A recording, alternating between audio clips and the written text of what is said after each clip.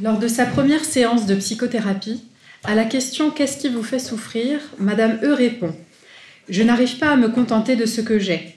Régulièrement, dans son discours, la dimension phallique de la maternité se trouve ainsi présente.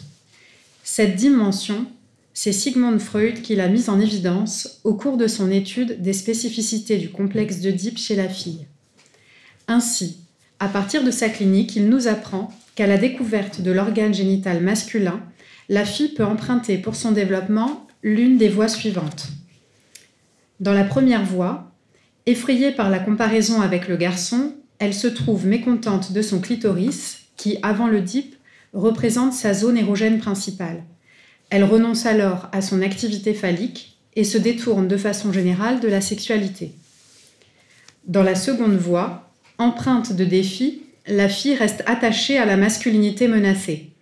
L'espoir de recouvrer un jour un pénis, et donc le fantasme d'être un homme, se maintient tardivement, voire ne cède jamais. C'est le complexe de masculinité. Ce dernier peut aboutir à un choix homosexuel manifeste. La troisième voie, celle qui aboutit à la configuration finale normale pour une femme, implique un double changement.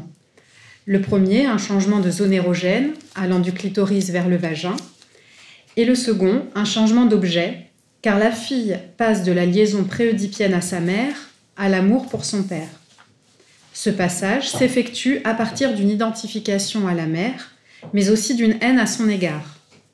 Cette haine, d'abord liée au lien préœdipien, se nourrit à présent du fait que la fille tienne pour responsable sa mère de son manque de pénis. C'est cette haine qui pousse la fille à se tourner dès lors vers son père et à le choisir comme nouvel objet d'amour. Son envie de pénis se transforme en souhait d'avoir un enfant du père et persiste à l'âge adulte sous la forme du désir d'avoir un enfant d'un substitut paternel. Cette dimension phallique de la maternité, il n'est pas rare de l'entendre dans la clinique. Concernant la sortie du complexe d'Œdipe, il y a en revanche dans l'œuvre freudienne un certain paradoxe. S'il parle de destruction ou de suppression du complexe d'Œdipe, il souligne tout de même qu'il manque pour la fille le motif pour la ruine du complexe d'Œdipe. En effet, alors que le garçon sort du complexe d'Œdipe sous l'effet du complexe de castration, c'est ce dernier qui avait provoqué chez la fille son entrée dans l'Œdipe. Comment peut-elle donc se détourner du père pour aller construire un amour ailleurs ?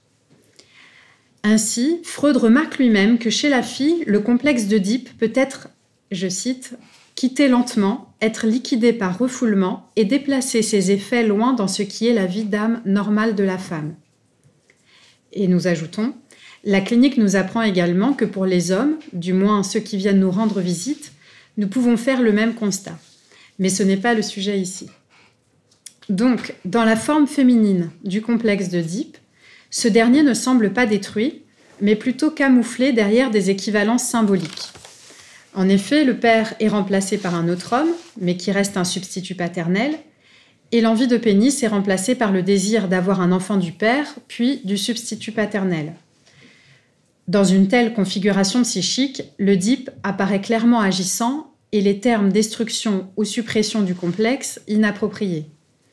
N'y a-t-il donc jamais un au-delà de l'Œdipe ? Être femme, est-ce nécessairement devenir mère ? Pourtant, il est tout à fait possible d'être femme et de ne pas désirer devenir mère sans que cela témoigne d'une quelconque anormalité. De plus, il est aussi possible de devenir mère et de ne pas se sentir femme pour autant. Voici donc l'impasse freudienne. Définir l'essence d'une femme par la maternité. Dans Abrégé de psychanalyse, Freud synthétise ses avancées concernant sa théorie des pulsions. Il en identifie deux fondamentales, Eros et Thanatos ou respectivement pulsion de vie et pulsion de mort. Je cite.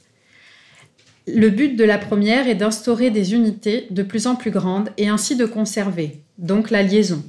Le but de l'autre, au contraire, est de dissoudre des corrélations et ainsi de détruire les choses. Fin de citation. Cette intrication pulsionnelle est clairement apparente dans la maternité de Madame E. D'un côté, elle aime sa fille, en prend soin, l'éduque. De l'autre, la pulsion de destruction provenant du ça et nourrissant les organisations intramoïques prend la forme de cris sur son enfant lorsqu'elle est dirigée vers l'extérieur ou de culpabilité qui l'accable lorsqu'elle se retourne contre elle-même. Freud écrit à ce sujet. Une personne en proie à un accès de rage démontre souvent le passage de l'agression empêchée à l'autodestruction par le retournement de l'agression sur la personne propre.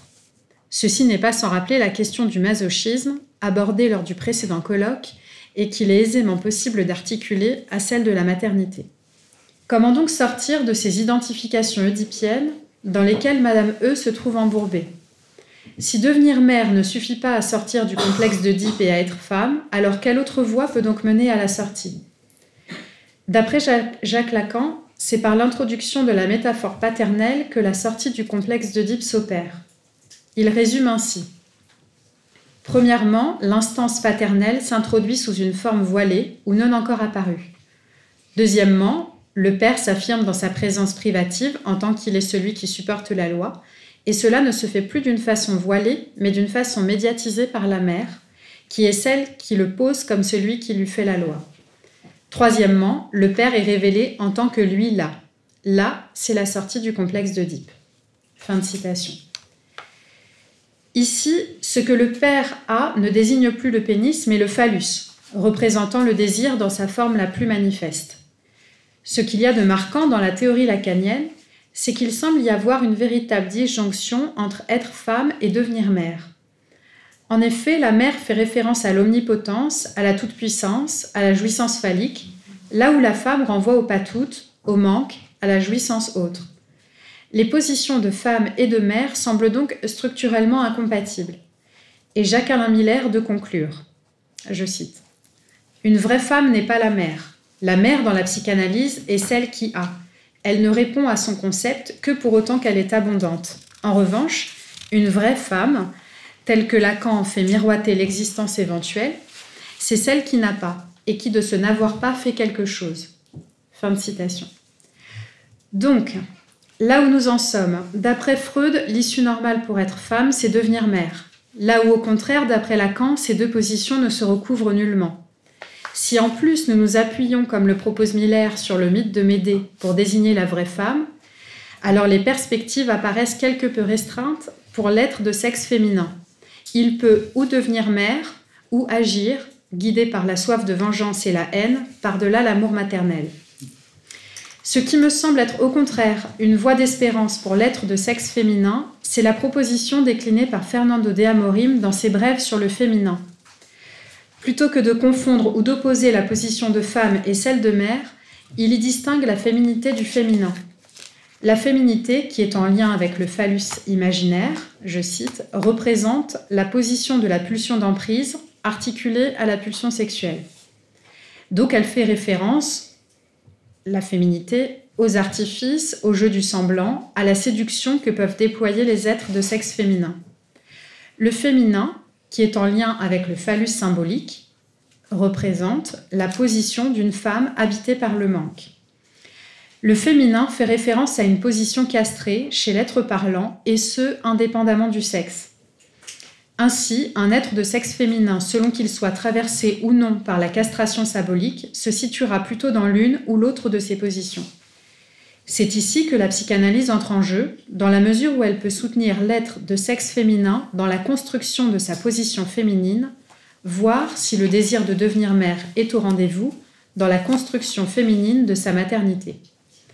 Dans cette visée, ce qui assemblera dans le sens de faire tenir ensemble les deux positions, celle de femme et celle de mère, c'est le passage par l'autre barré. Concluons avec les associations libres de Madame E. Il faut que Mathilde s'habitue à faire sa vie, toute seule, sans moi et sans son père. Faut lui laisser son espace. Faut que j'arrive à accepter qu'il y a eu des erreurs, que c'est pas parfait, mais que malgré tout je veux réparer. Je veux que notre famille fonctionne. À ce moment précis de son discours, il est possible d'entendre les effets de la castration symbolique, permettant qu'Eros revienne sur le devant de la scène. Il s'agit ici d'un instant furtif dans sa cure, car Thanatos n'est jamais très loin, et sa psychanalyse reste encore fortement marquée par les remous et les tempêtes cliniques. Je vous remercie de votre attention.